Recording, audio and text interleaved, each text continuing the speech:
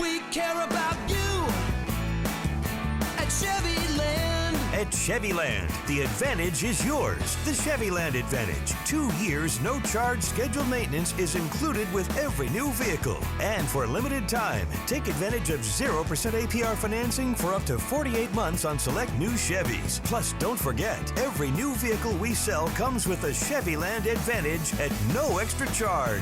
Chevyland cares about you. Hey everybody, welcome back to the Louisiana Sports Download. We're excited for another episode this week. We've got a very special guest replacing our friend who decided to leave us for the night, Todd Black. But Eric Held, the director of the Louisiana High School Coaches Association, is on with us tonight. We're so excited to have him. We're going to talk some football. We're going to talk some LHSCA stuff that's been happening over the last few weeks. Eric, man, how you doing tonight? Great, Hunter. Thanks for having me. Excited to be here. Yeah, man. No, thank you for coming on. Like I said, Todd had some family duties to take care of tonight, and he may join us in a little bit if he can get away. But so glad to have you on with us. We've been excited to get you on here and talk a little high school sports and LHSA stuff. Yeah. So first off, let's get into it. You know, you've been around high school athletics for, over 26 years before the LHSAA stuff.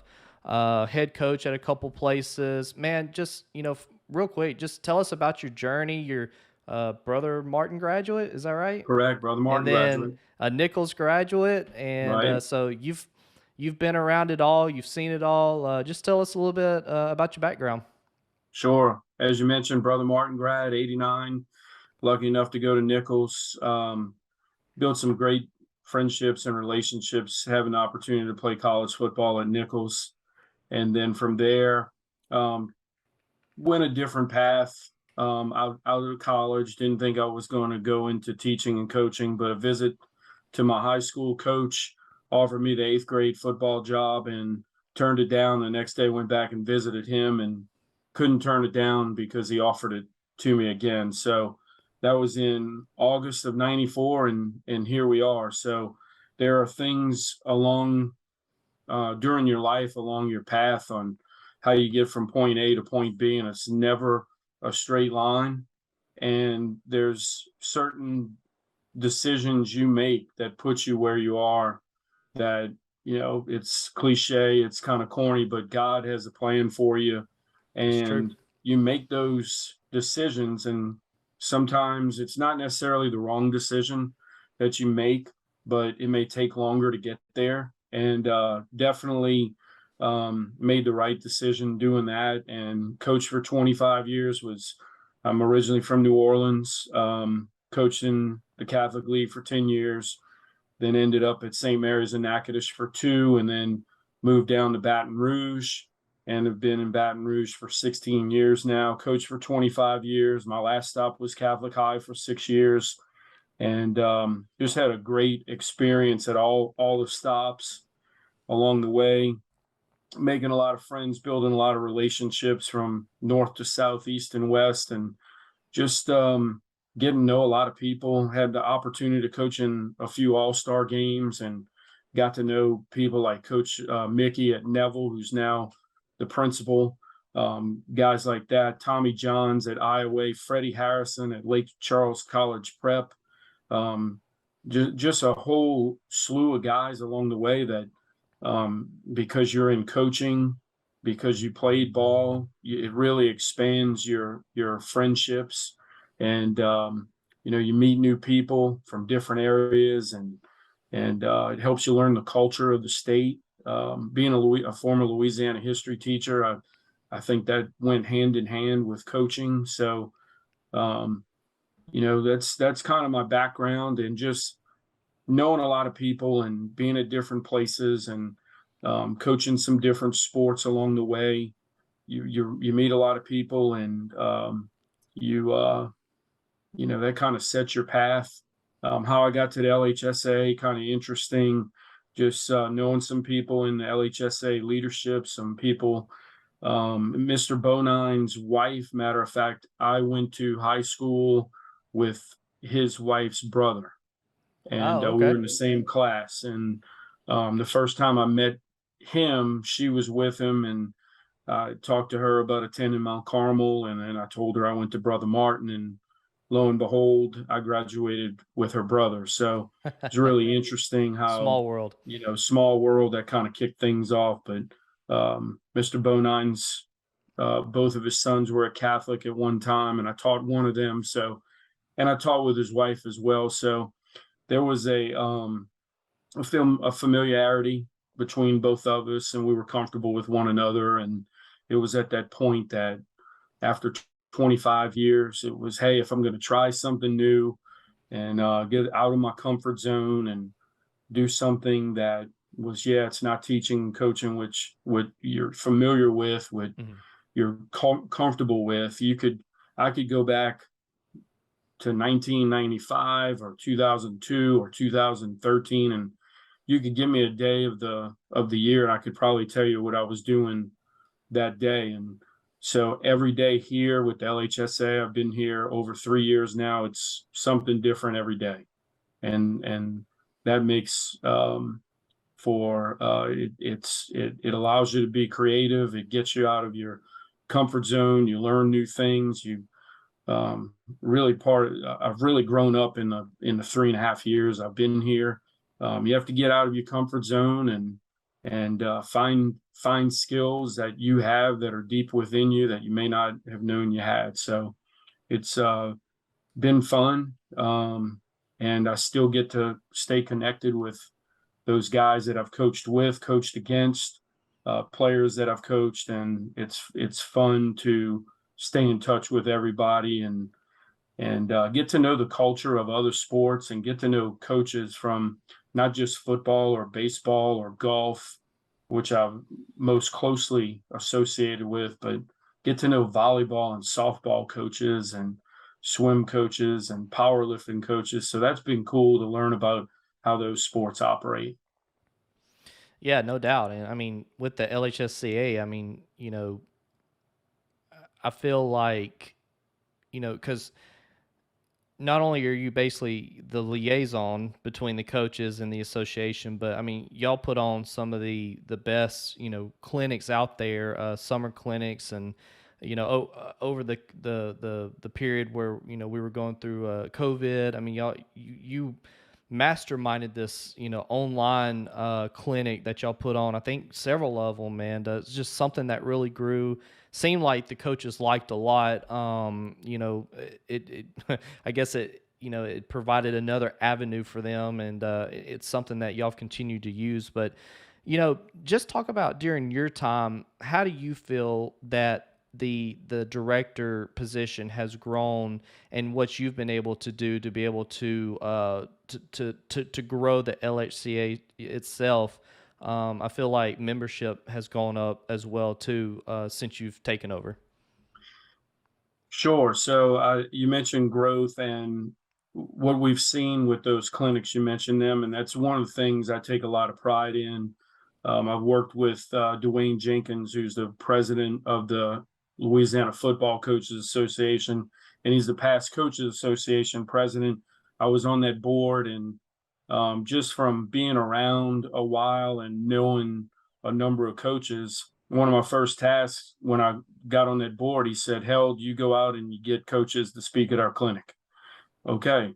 So that was kind of enjoyable. And then seeing how other people put on clinics and the speakers they would get. And, well, when you get in that position, you're already there. You've kind of prepared for it a little bit with the LFCA, but just in your brain, you've kind of really figured out, if I have that opportunity, what I'm going to do. Well, it's not just football now, it's all those sports you have. And at that virtual clinic we had in July of 2020 during COVID, where we couldn't meet in person, we had 138 speakers and we covered every sport. So golf, tennis, gymnastics, even bowling, some of those minor sports, we were able to have speakers for those coaches as well. So that's been fun to do that, to grow it, the number of attendees.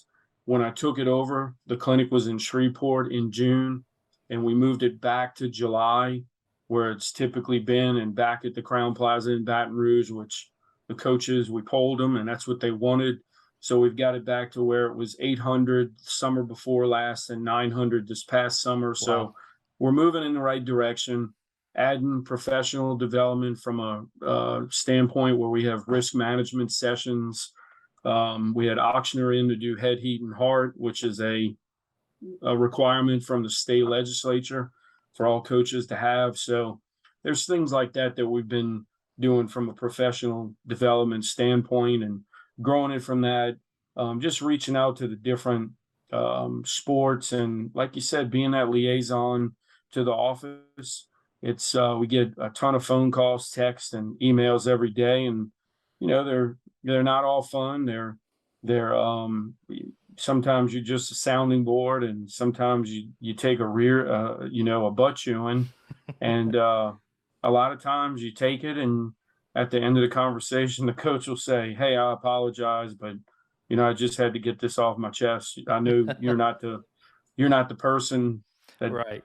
is the focus here, but I had to get it off your chest, and I think that's part of your job." Well, it is, and I understand that, and that's fine because we've all been there before. But all-star games, we've grown that. We've got a swim meet, an all-star swim meet now that we've added since I've come on board, and we're looking at tennis as well, golf, possibly bringing that back because they used to have that. So just little things like that. Coach of the Year awards with the NFHS, the NHSACA. We have some great coaches in all sports throughout the state of Louisiana, and just getting them recognized is important. And this past year in June, we had 12 finalists, National Coach of the Year finalists for the NHSACA at that convention. And while we didn't have a coach that won the Coach of the Year award, we had 12 finalists, and it's awesome. really good to get Louisiana out there. So whereas 2 or 3 years ago we didn't have anyone that was nominated, just getting out there and getting those coaches to be recognized Right. is really important. So a lot of things behind the scenes like that sometimes goes unrecognized, and that's fine because you just do them because those coaches deserve it. And then, of course, maintaining a presence on social media and just trying to retweet some great stuff that people put out there. So those are some of the things that we do. What's so you've been on both sides of the aisles now, and I know there's been other directors in the past that have been coaches, but from your perspective, now that you've been on both sides of the aisle as a coach and now as an administrator, what's something that you've been able to learn from the admin side, but what is something that you've also been able to contribute as a former coach yourself and teacher that you think that has benefited a certain situation or just an outcome in general? Sure. So I think just being through COVID and these storms, disaster training, how to deal with disasters. It's true. And there's no playbook on how to deal with. I mean, we've had hurricanes before, but every time a hurricane comes, there seems like there's something different, a different issue that faces the LHSCA, and to see how the assistant directors work with that, and to see how Mr. Bonine works with it, the executive committee, our staff in the building is really cool to see how everybody comes together, the different ideas, the brain trust that comes together, the brainstorming, the creativity. No idea, no thought is dumb. Please contribute. And then with COVID, no playbook for that. And just to reach out and, for instance, with football, Mr. Bonine's in charge of football. His administrative assistant, Kathy Smith, and Mr. Bonine do the bulk of the work with football. I happen to be the person in the office that coached in the sport for 25 years. So they'll ask my opinion on things, and I'm involved with that. So, which is cool. But to reach out to the football coaches, directors, or presidents around the country during COVID to see what they're doing as far as number of games, Right. what are they doing from mitigation measures, sideline protocol, water bottles, you name it. And the length of the sideline going from the 25 to the 25 to the 10 to the 10 in some states, so they could spread people out, travel rosters, you name it. The switching of the ball between downs, wiping balls down, all of the things that you would never think of before, now you had to think of because of COVID. Right. And having to think out of the box, um, put your brain to work, and like I mentioned before, really see people dig deep down and think out of the box, and sometimes make decisions are going to make people uncomfortable. Why? Because they've been doing the same thing for 10, 15, 20, 30 years as a head coach, and now they have to change. So it was cool to see some of these coaches just say, hey, I get it. We got COVID. We got to change. And it was also cool to see people be resistant to it and then realize, hey, this did work out okay. Yeah. And so those are some of the things. Being empathetic, being compassionate.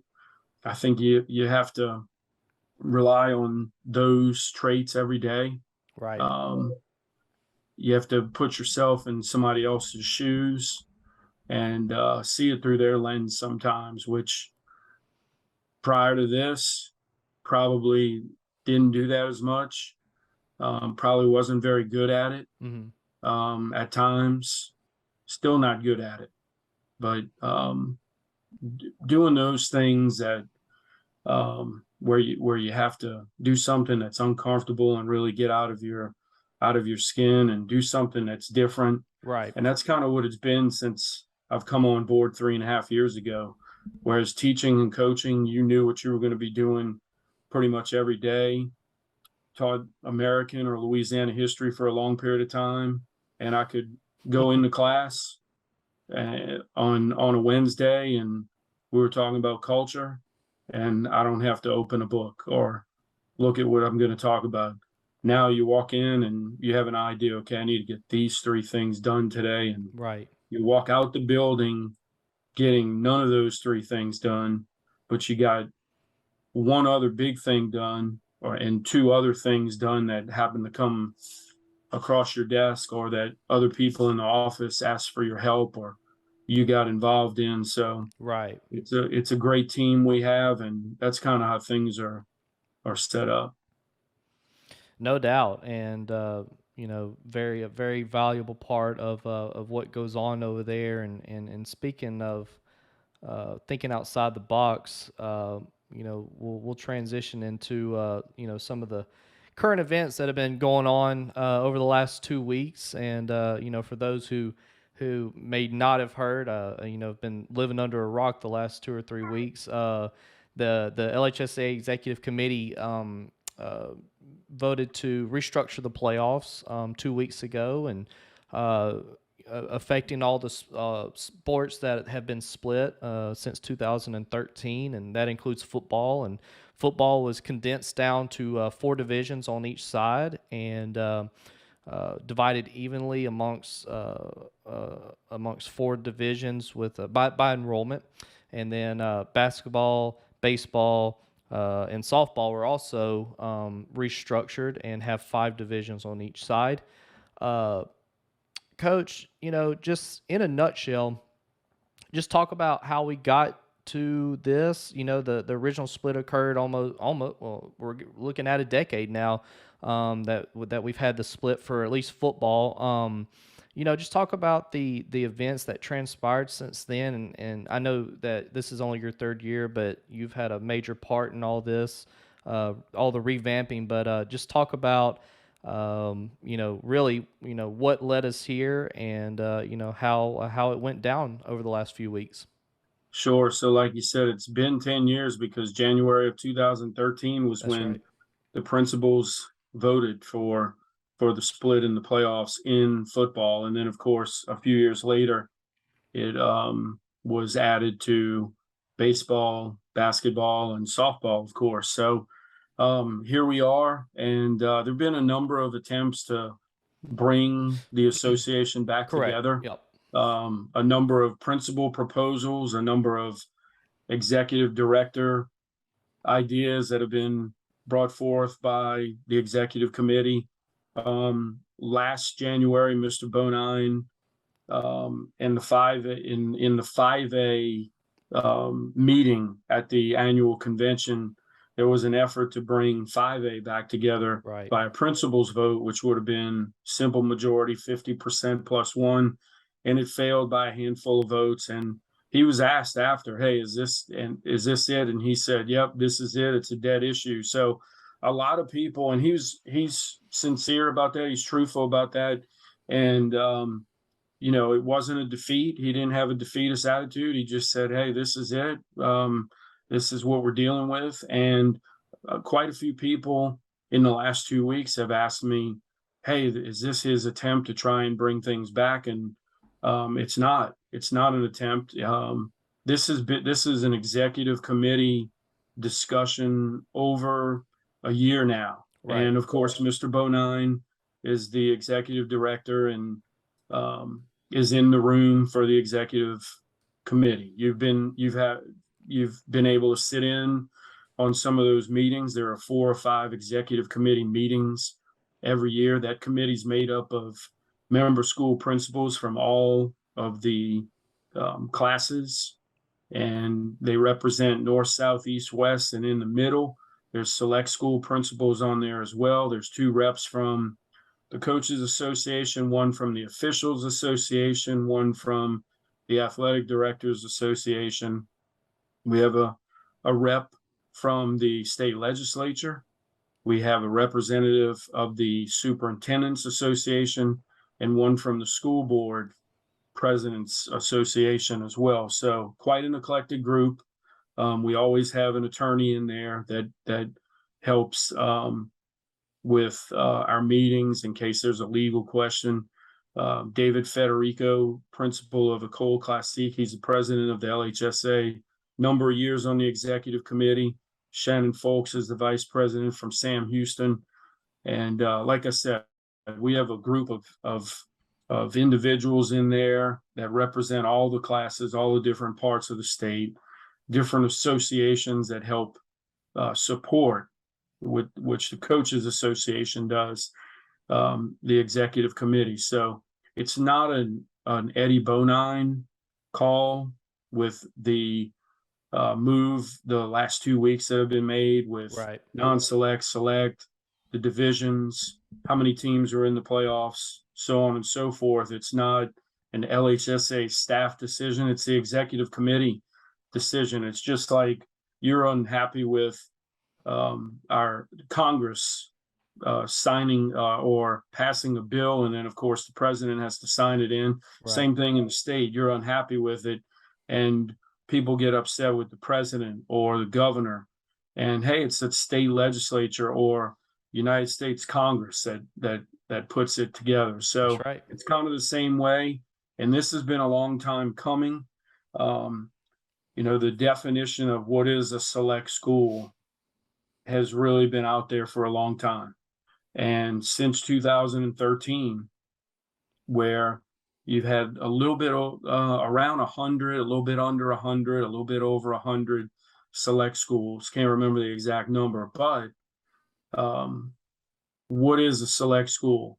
And a lot of coaches, administrators, athletic directors have said, "Hey, these schools in this parish are select because they have open enrollment," or "Hey, this parish or this school has this program and they're able to take kids in from outside their attendance zone, but still in their parish. Right. So that's been going on for a long time. And what a select school has really, what is the definition of a select school has really driven this. So it's been going on for within a year, that discussion.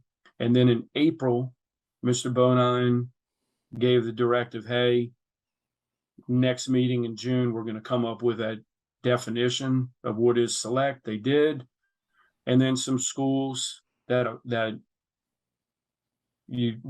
fit with that select definition they moved from non-select to select. And then they were contacted and said, hey, you 70 plus schools, in September, you'll have the opportunity to come in and appeal your designation as a select school, represented by the superintendent of your parish, or if you were a single school, then your school leader or principal could come in and appeal. Of those 70 plus, I believe 26 changed back to non-select. That's correct. So with that, 53% of the schools in our association of 410, 53% are non-select, 47 are select.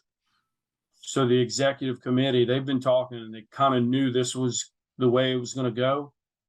And you've got more non-select principals in that room than select principals by far. And they even said, hey, it would not be fair and equitable to have 5 championships in non-select for football and 4 in select because of the 53-47% breakdown. Right. So they made that decision. We're going to go 4 and 4. And then there were a number of plans, whether it was 5 and 4, 4 and 4, 3 and 3 was even thrown out there, but they decided to go with 4 and 4. And then it was how many teams were going to fit on the brackets. And because there were fewer teams in select, that's why 24 was chosen. And that's why 28 teams were chosen for the non-select brackets in football. And that way there was a fair and equitable percentage of teams that were about equal for representing both sides. And that's where the executive committee did what I think was a great job, fair and equitable, and they helped create the competitive balance that a lot of people have been looking for so long, because there were a lot of select brackets that had 10 teams or 12 teams in football, teams, or 15 teams. And then you look at some of these other sports and you make the playoffs and you are in the semifinals. Yeah. And we go to section meetings with other states in our region or national meetings in the summer. And we talk to colleagues around the state, around the country, and they were kind of flabbergasted. Hey, I was looking at this and you had a girls basketball bracket that had 5 teams on it. Yep. How's that work? Or how is that good? Where is the competition correct coming into play? So the executive committee realized that, and it's just been kind of a long time coming. Yeah, no doubt. And going back to what you originally said, this process kind of started in April. Well, it's been over a year, but it kind of started steaming up in April. There's a lot of talk out there. I've heard some comments on Twitter and Facebook about how how could the committee just do this, just come up with this off the cuff. But that's farthest from the case, because I've sat in a couple of those meetings since June. There's been hours and hours and hours and probably months of research that went into this by Mr. Bonon and his staff, and you were probably involved in that too. And this wasn't just a y'all woke up one day and decided to do this thing. I mean, there was so much research that went into this, and how could 4 divisions work? How could 3 divisions work? How could this many teams? It wasn't just something that happened overnight. You're right. There was hours and hours of research, probably since April, conversations every day, since June, really, every day, multiple hours a day going into it, just from staff members, and really diving in and trying to pick apart each plan, what would work, what wouldn't work, um, getting input, asking some coaches from different areas of the state, some ADs, and not really doing a survey or a poll out there, Right. but really getting with some people you can trust and that saw the big picture instead of thinking about, okay, where am I going to fall on the bracket? Where may I fall?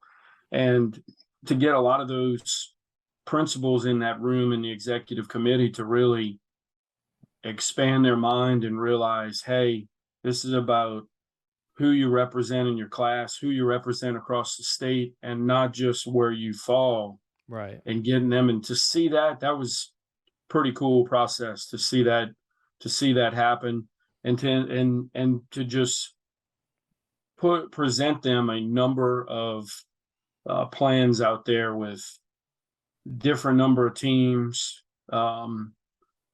different number of divisions, and then different number of teams on the bracket.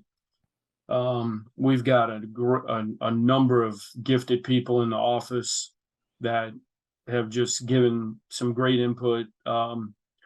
Michael Federico has a tremendous skill set and is in charge of a number of different things going back to November with reclassification, but coming up with this from a technological standpoint, and then being able to present the plan to the members. And then for everybody to give input. Karen Hoyt, who's in charge of volleyball, softball, and basketball. Lee Sanders, who's in charge of the officials, which is a big deal because Right.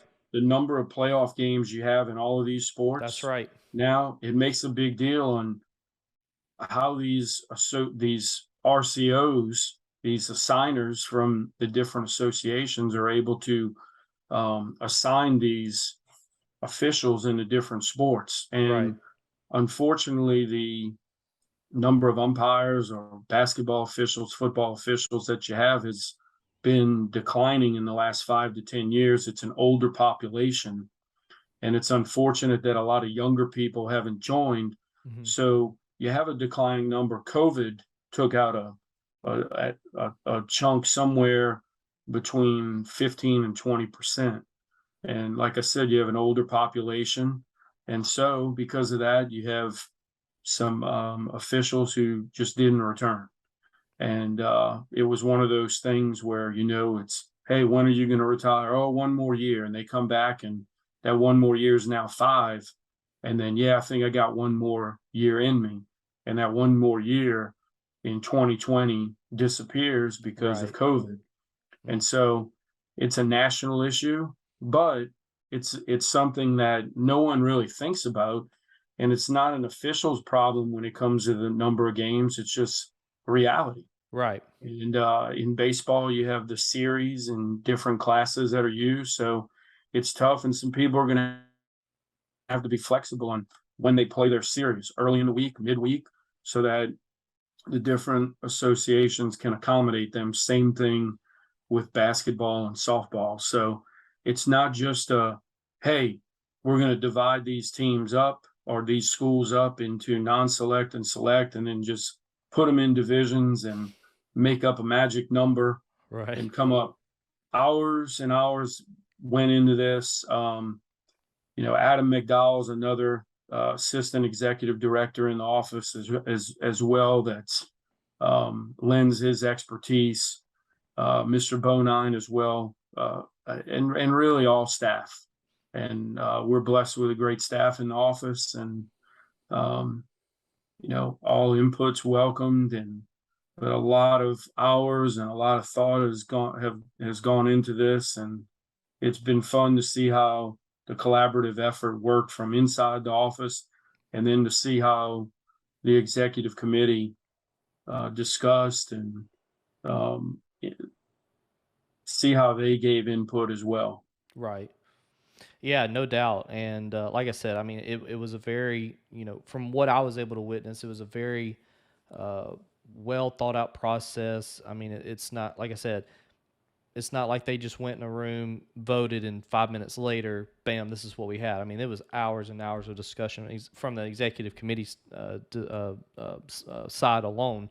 Um, but, you know, looking at the divisions for football, again, you got four on each side. And, Coach, this is,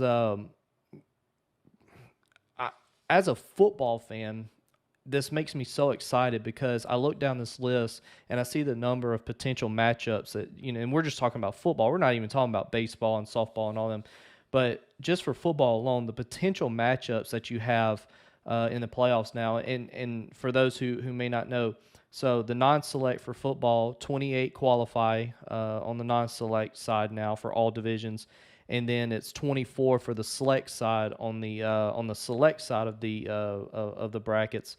Um, you know, even though it's not back to how it was before the split, I feel like you're going to get a better percentage of, you know, I say fair and even bouts or matches throughout the playoffs, not just a quarterfinal or a semifinal matchup. But I really think those first and second round, they're going to start meaning something again. I mean, this is almost like when the LHSA had just 4 classes alone back before they went to 5. You're gonna have a fight on your hands every week in some of these divisions. Just wanted to kind of get your thoughts. I know you probably looked at these numbers and names more than anybody, but just things that popped out to you and things that you noticed during this process, competition wise.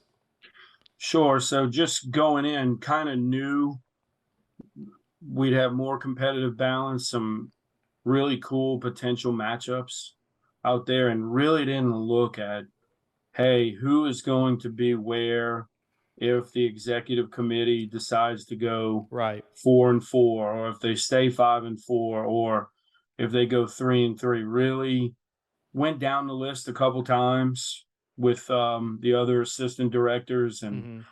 Mr. Bonine, but really didn't look at it until after it was a done deal, and just looking at it, and it's pretty exciting. And it goes back to before the split, when you had the opportunity to be a coach, and in the first round where you have the opportunity to travel, Yeah.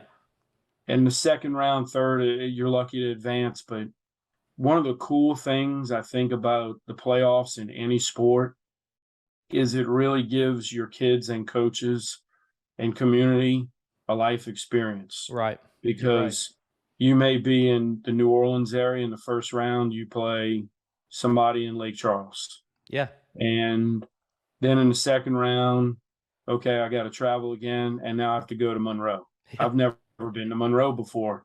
So a number of kids will say, what's in Monroe? Where's that? They've never been there before, right? Right. So then you play a home game. If you're lucky enough to advance to the semis in football, you may go to Shreveport and play. Right. So all the cool thing is traveling, being with your teammates and coaches, and having your fans and your school community come support you, whether you're on the road or not. It creates for some great matchups, but it also presents some great life experiences. It's And true. you compete against um, guys that you see on social media, you read about in the paper, and then you play against them. And now kids are able to communicate with each other through social media and get in touch with each other, and they build a friendship, go on and play sometimes with each other in college at the same place, or play against each other. And um, cool thing for me was my senior year, we played Ruston in the semis. Brad Laird was 2 years behind Uh, me and won the starting quarterback job midway through. yeah. And we had a connection there, and Brother Martin played him again the next year, went to the game, and talked to him before and after. And then he went to Northwestern State. I played at Nichols, and we kind of would see each other once a year. And then we ended up coaching. And so we've and him in college, myself in high school, and then he was at Ruston for a little while. But we've always kept in touch. And when I was at St. Mary's in Natchitoches, would visit Northwestern State and go to their practices a number of times. So those relationships that you're able to build through high school athletics, Right. it's just incredible. And to be able to get out of the bubble that you've been living in, for instance, with a select bracket of 5, and now those kids are able to go play schools they've never played before, go see a different part of the state, coaches as well. So I think that's a pretty cool thing. That's something that we kind of don't think about. That's something that we might have missed out on a little bit, Right. but now it's back. And I think you see the possibility of the Manny Sterlingtons, the Rustin and Destrehan, and or the Zachary Rustin, and to see how Neville and Westgate do That's in true. Division One. I think that's pretty cool. And to see Acadiana in select Division One. But they played Catholic and John Curtis, and same thing with Ruston and Ouachita on the other side. And That's right. West Monroe as well recently, where you see Zachary and St. Augustine last week. I've seen and the list goes on. Oak Grove and Ouachita Christian, now that Oak Grove's up. You just see these coaches that schedule games in non-district to prepare them for the playoffs, but just those rivalries that you see, and now you get to see a little bit more of that. Absolutely. Something new, and I think that's pretty exciting. Warren Easton and Edna Carr in select Division One. The Catholic League, top to bottom, is unbelievable.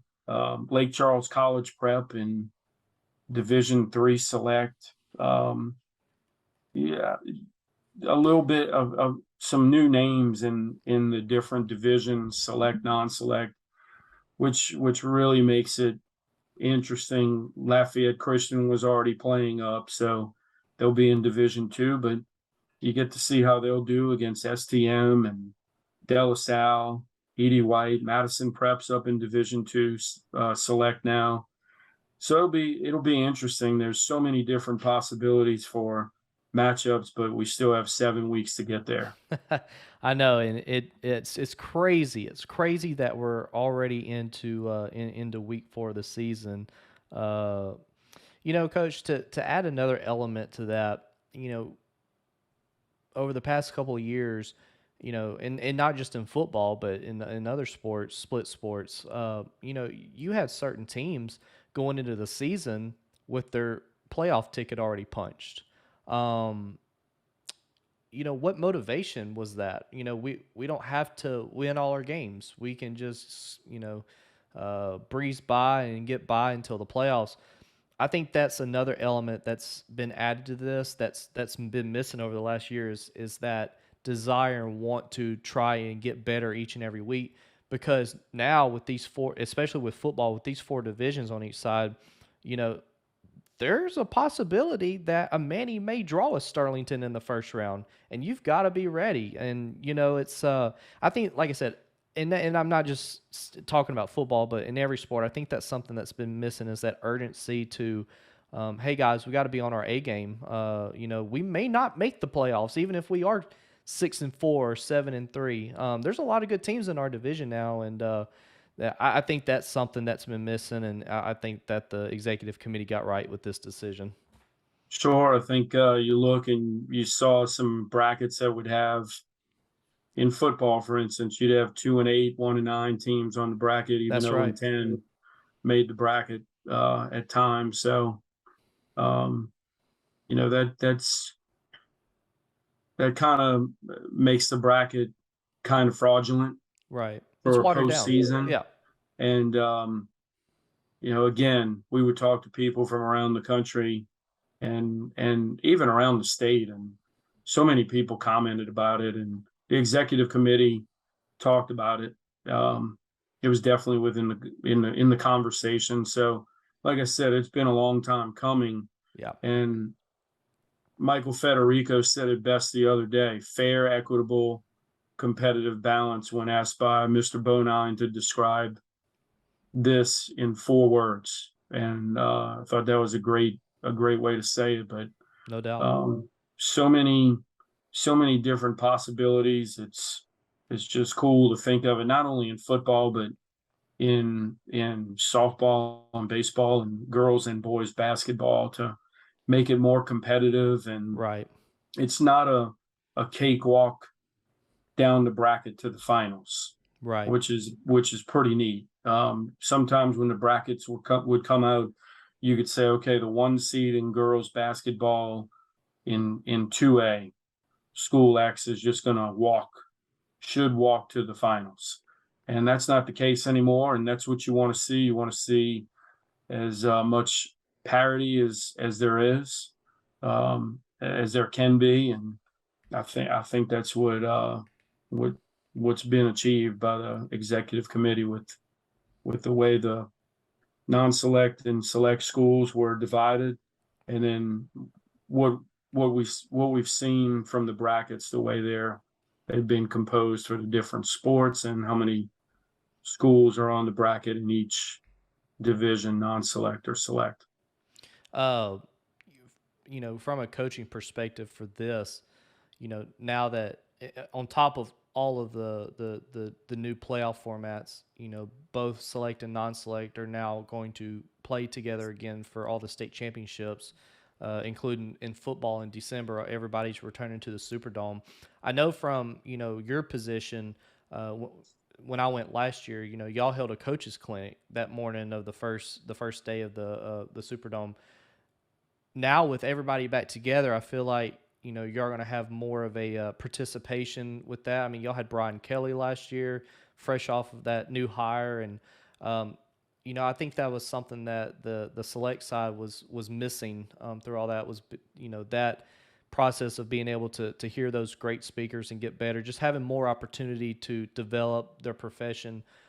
Just wanted to get your thoughts on that, about the schools coming back together, and from your perspective, how that benefits the LHSCA as well. Sure, that's just one positive offshoot, I guess you could say, of having all 8 games in the dome, is to have all the coaches have the opportunity to come to that. Of course, those teams that are playing in the dome, of course, those staffs have more important things to be Right. concerned with at that point. But that Friday morning, like back in the day, there were 5 championships, and there would be 2 on Friday and 3 on Saturday, and that clinic would be on Friday morning into the afternoon, and then they even had it on Saturday morning, and then it was downsized to just one day. But you had the diehards that went, and I remember back in '96 going to the dome for the clinic on Friday, catching the first half of that first game at 5 o'clock, and then going to meet all my friends for my bachelor party, and then coming in at 5:30 in the morning, and taking a shower, getting in bed, getting an hour and a half of sleep, and then getting to the dome to see Gary Croton speak at 8. Yeah. And Gary Croton, I told him the story when he got hired by LSU years later, and I told him, and I said, Coach, you got done after the 8 o'clock talk, and you came and sat down behind me, and it was me and maybe 10 others. And he said, Coach, I appreciate you being here, being one of the, the diehards. I said, Coach, you don't know the whole story. I said my bachelor party was last night. I had an hour and a half of sleep, and I'm here. And he said, "Man, that's impressive." So I told him that years later, and he said, "As a Mormon, I don't want to hear any stories." But that Love was it. pretty cool. But yeah, there was nothing wild. Trust me, it was tame looking back. Trust me. But just having that opportunity to have some really good speakers. You mentioned Brian Kelly, and then Coach Des. He just was promoted when Coach Napier got the Florida job. They That's promoted right. Coach Des and called him up, and absolutely, I'll come. A cool, quick story about Coach Des. Asked him if he would come talk. He gets the job. Congratulate him. Thanks a lot. Next day, hey, look, I know it's quick, but would you be able to come speak at the clinic on Friday in conjunction with the Dome games? Absolutely. Just tell me topic, what time, whatever.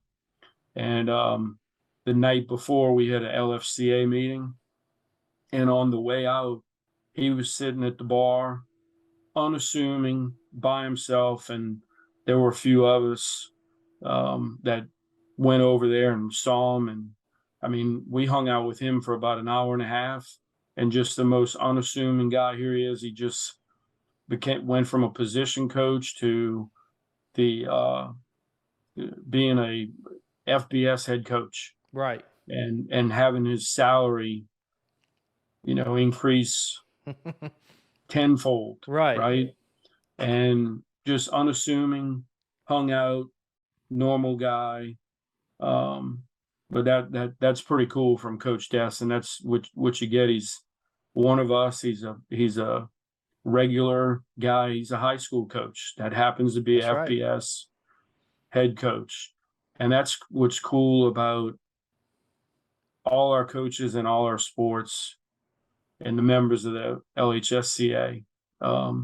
Regular average Joe people that work hard, that are great with kids, and do what's right by kids, and want to get better and get professional development, and that's in any sport. Yeah, no doubt. Like I said, last year on my way to one of the first games, I walked by the clinic down there in the by the dome, and just the amount of coaches that were there, in the morning and getting ready for the clinic for the day, and just goes to show you how much those coaches care and how much they want to get better and hone their skills. And I mean, I'm not talking about new assistant coaches. I'm talking about veteran coaches that have been doing it for a long time. So it just goes to show you the amount of respect that these coaches have for what y'all do, and in the things that y'all try to put on to help them get better as coaching professionals. So Sure. just And another good story, Ryan Manali, first year head coach at Jesuit. And I had the opportunity, we coached together at Rummel 20 years ago. We were both young coaches, and Jay Roth, you can ask him, he had a fun time babysitting us, but not so much, I guess. But great mentors now, AD at Rummel. But Ryan's just had a great career, yeah, turning around De La Salle, building to get into a number of championship games. right. And then in his first year at Jesuit, getting to the finals. And I asked him leading up to that, I said, hey, any chance you'd want to speak at the clinic? Sure, just ask me. They play Saturday night, lose a tough one to Catholic, and just a heartbreaker. And the next day he texted me and was like, hey, man, I don't know what you want me to speak on, losing coach in the state championship game, but you need me for Friday, I'm good.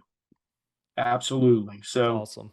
you know, that can be said about just about everybody, just wanting to give back to the profession that's Right. been so good to them, and want to share it, and um, their experience and what they know about offense or defense, or something that can assist a coach in their program. Yeah, no doubt.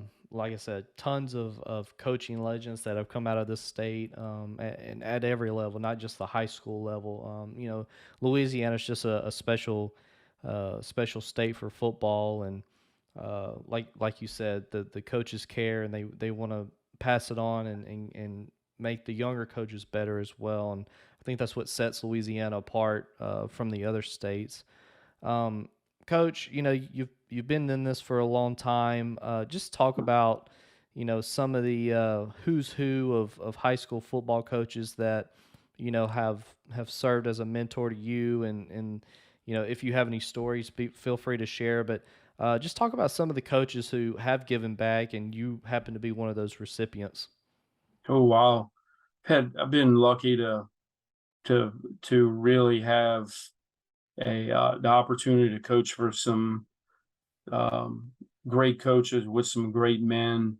Um, Bob Conlon, who's in LHSCA Hall of Fame at one time. He was the winningest coach in the New Orleans area. Mm, He was at Brother Martin from 1970, 1997. So he had a 28-year career and won a state championship early in his career, was a basketball coach, and they needed a football coach because the previous coach went to Tulane as a position coach and then ended up with the Houston Oilers as Earl Campbell's position oh coach. So man, they replaced that guy who happens to be my wife's cousin, just believe it or not, Andy Bourgeois.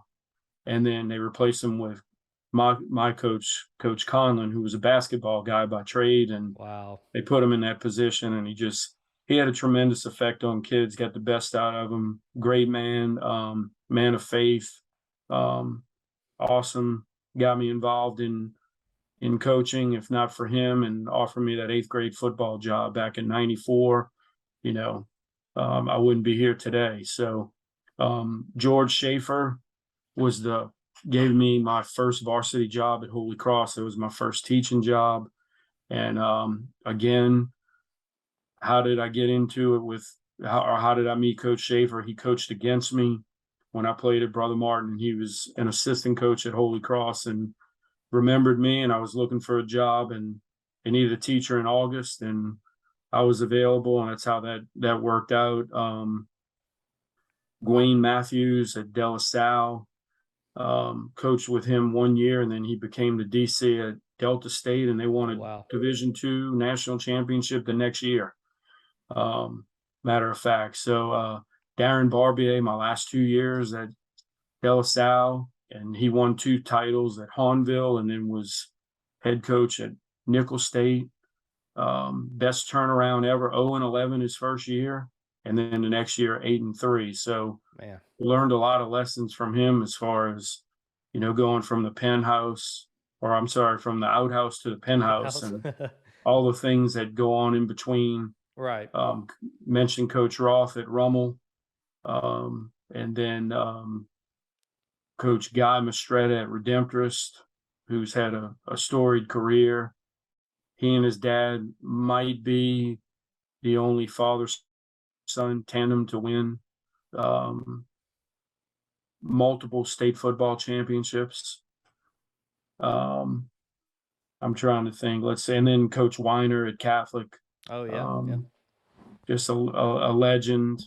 And then, of course, Gabe Fertitta was the last coach at Catholic, and I happened to be his position coach at Holy Cross going back way back when, and we had opportunity to work together as assistants, and then he got promoted, and so things come full circle for you, true, and that's one of the best things about coaching. The effect you have on kids. Never knew that early on.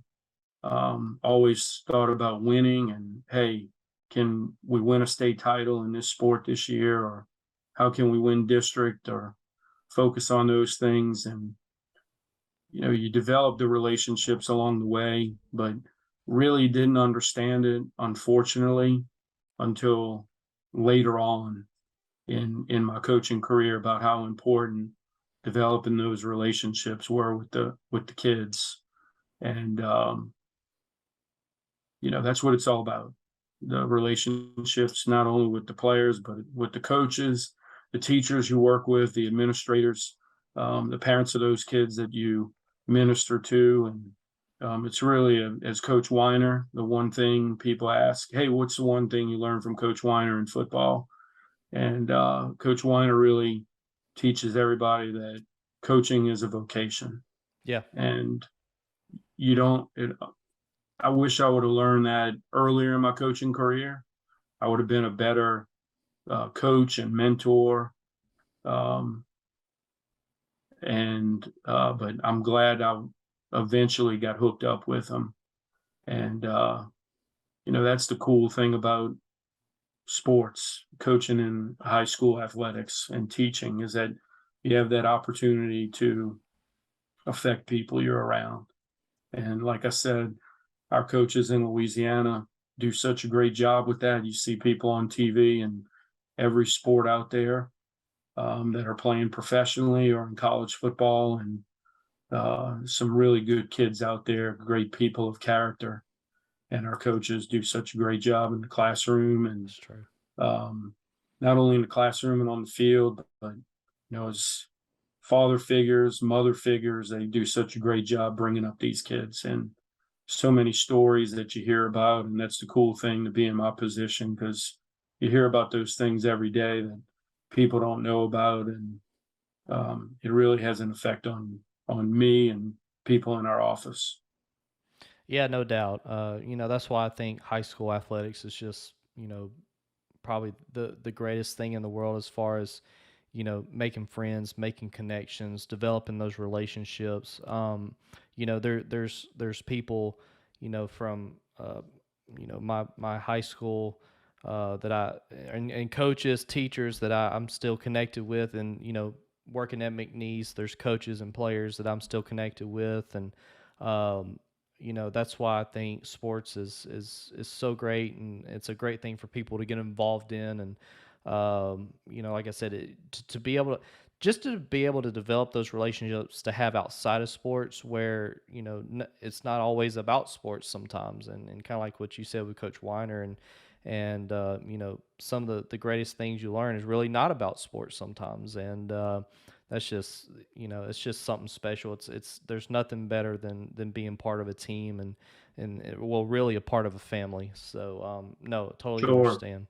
Sure. So And hey, I thinking back, I left one head coach I forgot I worked with for 1 year at Holy Cross, Scott Bain's father, who was the head coach at Holy Cross.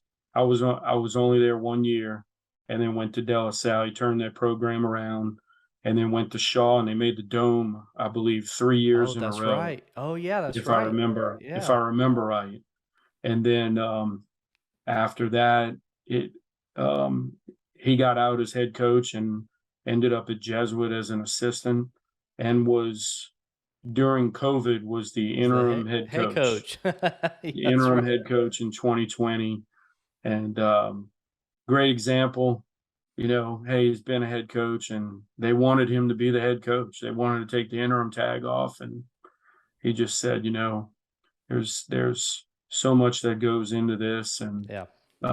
has a daughter that um, is in high school and wants to enjoy that, enjoy his family, his wife, and daughter, and wants to get back to being an assistant coach, and not having the grind of being a head coach. And he's lived it and done that, and just another guy lucky to be around. Great Yeah. coach, great person.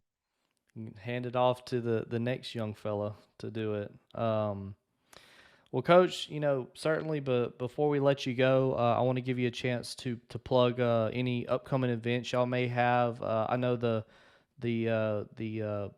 annual coaches clinic is in the summer, but I want you to go ahead and pump it up for next year, and anything else y'all got coming up. Sure. So we've already got that on the docket. I'm gonna pull up the date in a second, but it's in July. It's a week later this year. And the reason why it was a week earlier, the week after July 4th, was because when the clinic was moved prior to my arrival to Shreveport for 2018 and 2019 to June, the Crown Plaza, which was the home to it forever, just thought they were going to lose it. So they started booking events. They've got to book events and make money. So it happened to be a week early, but we're back to where it's July 18th and 19th. toward the middle to latter part of July. Golf on the 17th. Clinic at the Crown Plaza 18th and 19th. And as usual, we'll have some great speakers in every Always. sport, and always strive to do the best we can. We kind of moved away my first year. Let's get a big keynote speaker. And what people don't realize is, and we had this discussion at our Section 3 meeting last week, these speakers, they want 20 grand, 25 grand, 50 grand to come speak, and Yeah. we're not paying that kind of money. So we're going to give our coaches the best speakers in their individual sport that we can. And it's great to see these college guys, they get asked to speak, and these big name guys, and they don't ask for anything. So that's pretty cool. We try and awesome. pay them. We try and give them mileage. We try, and some of these guys that are millionaires, or you get these GAs, they come in, I don't need it. I'm good. It's really cool to see these guys, how humble some of them are, and just realize, hey, I'm just here to give back. Yeah. And that's and share what they've learned, what they do in their program, and share it with our coaches, which is pretty cool. But we have all-star volleyball coming up in November at Nicholls State. We have our all-star swim meet coming up. I believe it'll be at UNO in the first week of December, and then of course the Prep Classic the second week of December at the Dome, which will be cool. We have 8 championships now, so what is cool is it eliminates the 12 noon game on Thursday. So Even better. Still the earliest one's 3:30. So we don't know who is playing when yet.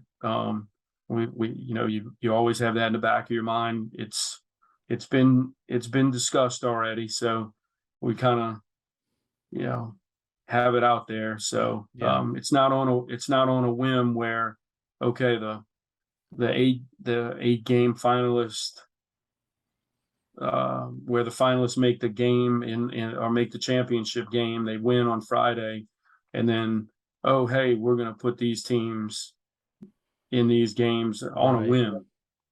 There's a lot of discussion that goes into that, and that's one thing that's been neat too. That's part of the job. That's cool, is the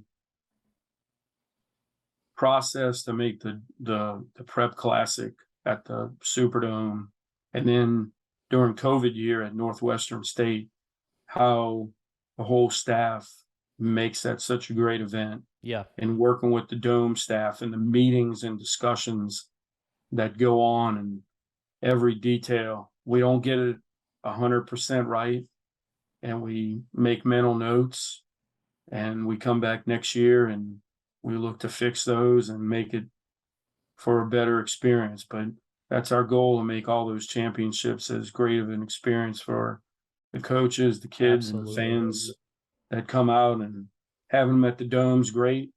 I thought Tulane did a really good job last year for 2 of those select games. UL did a great job.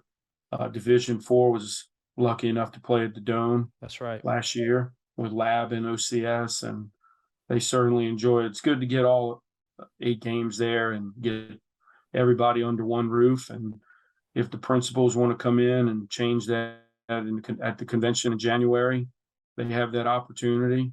And that'll be up to them. But this year it'll be cool to have all 8 games at the Dome. Yeah, no doubt. I mean, there's nothing better than walking into that Superdome, just knowing the teams and the legends at the high school, college, and pro level that have played in that building, and just to go in there and look up at the lights and just know that you're going to be playing for a state championship. I think that's the coolest experience. And not everything's about money all the time. Some things are about the experience, and something that's going to, that those kids are going to cherish forever. So, yeah, no doubt. I'm so excited that, although it's going to be 8 games, it's going to be 8 great games over a 3-day period, and it's going to be so much fun. So, yeah, I'm really looking forward to it. It just seems like the ship has been righted, I guess, has been steered the right way this year. So just so excited. And Coach, thank you so much for coming on tonight. We had a blast. We're going to bring you on again later in the year if that fits your schedule. And we're so excited. We'd like to get behind the scenes and get pick the brains of some of the admins around the state, and just very appreciative of your time tonight. Yeah, thanks for having me. Anytime. Look forward to coming back, and maybe right around playoff time we can Yep.